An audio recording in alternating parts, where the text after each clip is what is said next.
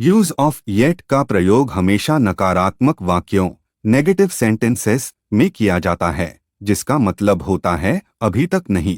मैंने अभी तक अपना होमवर्क खत्म नहीं किया है। I have not finished my homework yet. क्या उसने तुम्हें अभी तक कॉल नहीं किया है? Has she not called you yet? हम अभी तक स्टेशन नहीं पहुंचे हैं। We have not reached the station yet. Use of so far अभी तक तो सब कुछ ठीक है। So far everything is fine. अभी तक मैंने 2 मूवीज देख ली हैं। I have watched 2 movies so far. अभी तक तो मुझे किसी ने नहीं बुलाया है। So far no one has called me.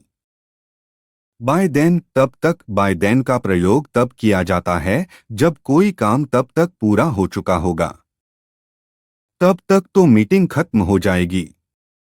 The meeting will be over by then. तब तक उसने अपना लंच खत्म कर लिया होगा। He will have finished his lunch by then. तब तक हमें रिपोर्ट जमा करनी होगी। We need to submit the report by then. Until then तब तक अंटिल देन का प्रयोग तब होता है जब कोई काम लगातार जारी रहेगा और अभी खत्म नहीं होगा। हम तब तक अपना काम जारी रखेंगे। We will continue working until then. तब तक मैं तैयार हो जाऊंगा। I will be ready until then. तब तक तुम यहीं रुकना। Stay here until then.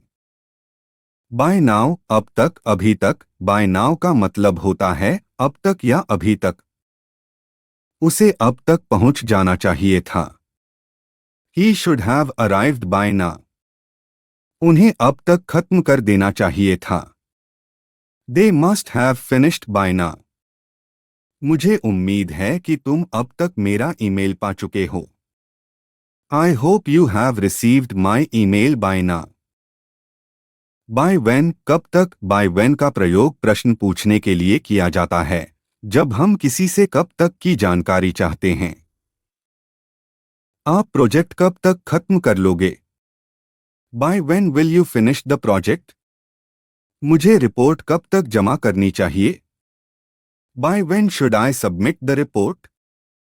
मेरी किताब कब तक आएगी? By when will my book arrive? Since when कब से since when का उपयोग सवाल पूछने के लिए किया जाता है जब हम कब से किसी चीज के बारे में जानना चाहते हैं। आप अंग्रेजी कब से सीख रहे हो? Since when have you been learning English? वह यहाँ कब से काम कर रही है? Since when has she been working here?